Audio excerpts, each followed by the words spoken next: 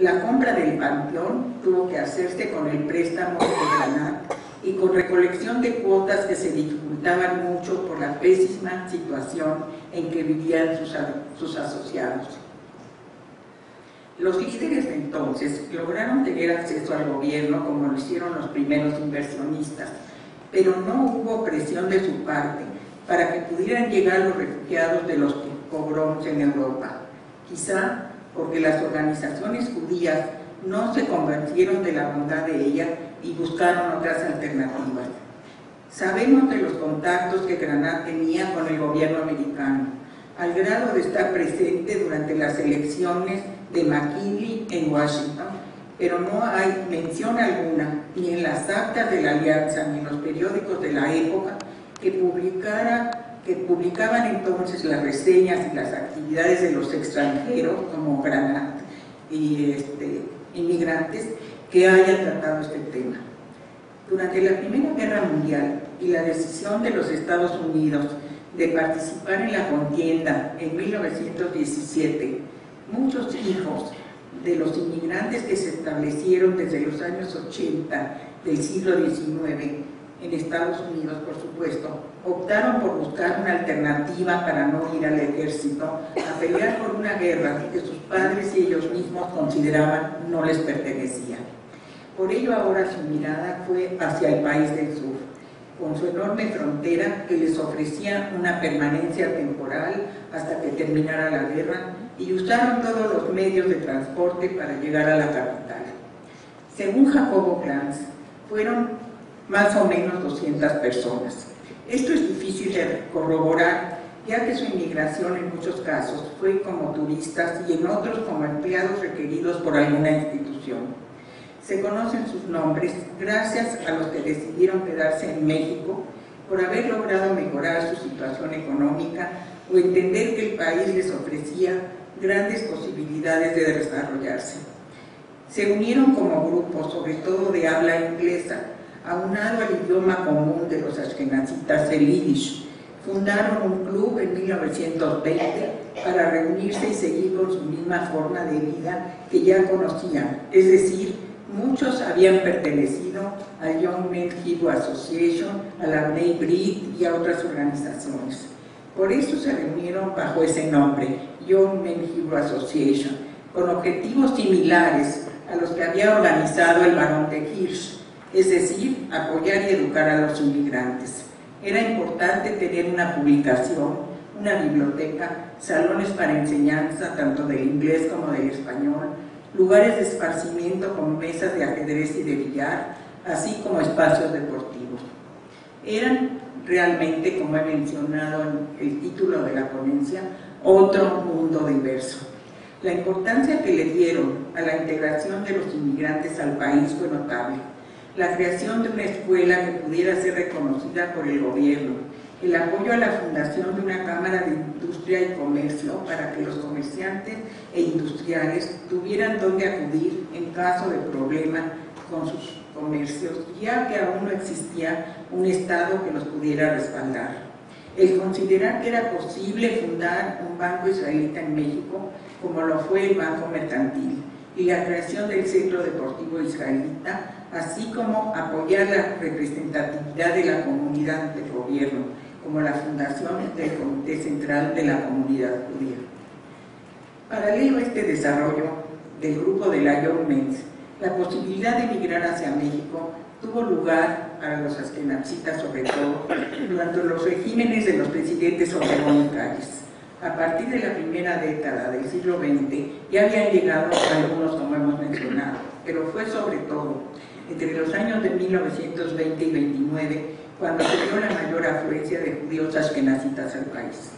Fueron cerca de 8.000 personas y llegaron de Alemania, Austria, Bélgica, Checoslovaquia, Francia, Holanda, Hungría, Lituania, Polonia, Rumanía, Rusia y Suiza. Algunos buscaron reunirse con los correligionarios para celebrar el sábado o las fiestas mayores. Por ello, sobre todo, se dirigieron a la alianza, pero la convivencia en esos mundos tan diversos fue difícil. Ellos mismos formaban mundos diversos. Venían de pequeños pueblos y de aldeas, con una forma de vida diferente a la que habían llegado con anterioridad. Sus sufrimientos y falta de recursos fueron el denominador común. Los distinguía sobre todo su religiosidad y ortodoxia y el tratar de repetir los modelos de sus comunidades de donde llegaron. Para ellos la importancia de la persona se basaba en su educación, su cultura y su ortodoxia, y no en la fortuna que hubieran adquirido. Por ello su preocupación mayor fue fundar una comunidad que los representara en su forma de ser y ver la vida. Crearon así la comunidad Keilat Ashkenazí en 1922, a la cual llamaron Nidgei Israel.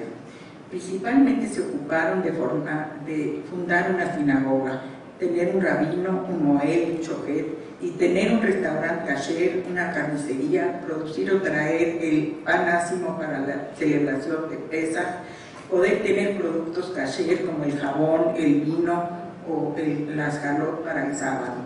Tener también un cementerio propio con rituales al estilo ashkenazí y con el tiempo crear instituciones para ayuda a los inmigrantes, como una caja de préstamo o fundar un asilo para ancianos que con el pasar del tiempo se convirtió en el eje de la ciudad de Cuernavaca. No podemos decir que todos esos inmigrantes se quedaron en el país. En realidad su mente los tenía obsesionados por poder hacer la América, es decir, pasar a los Estados Unidos. A través de la revista que publicaba la Young Men, nos dimos cuenta de que muchas familias que lograron obtener después de 2 años sus visas se fueron a los Estados Unidos. Esas visas los anunciaba la revista para que las personas fueran a la embajada americana a recogerlas.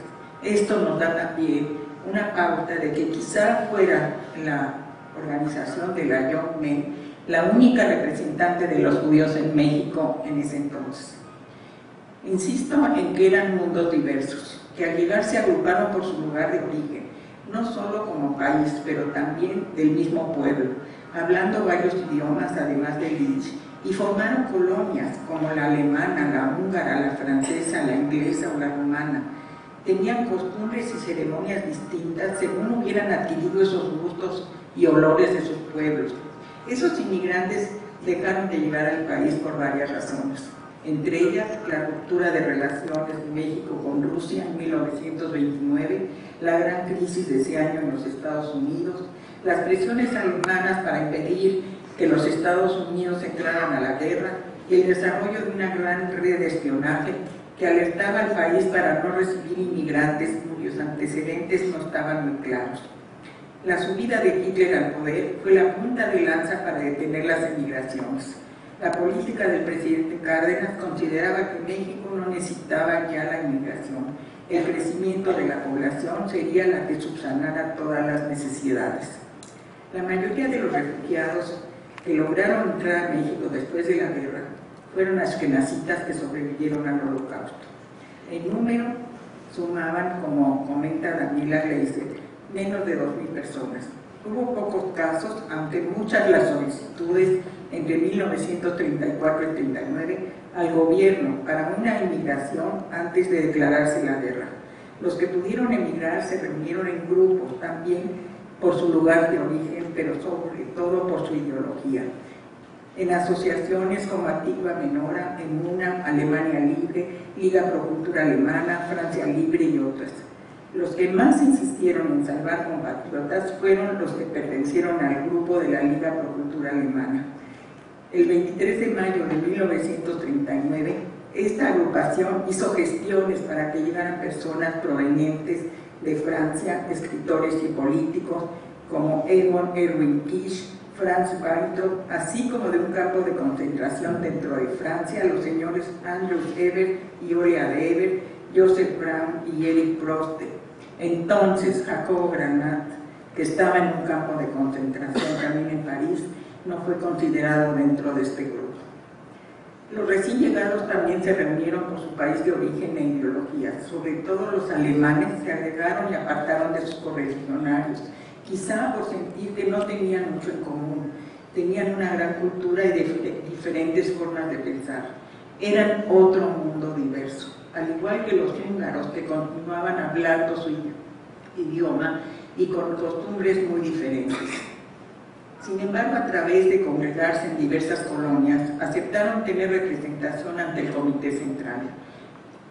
El señor Weizmann representó a la colonia húngara, William Mayer a la colonia angloamericana, Juan Bloch a la colonia francesa y Mauricio Hochschild a la colonia alemana.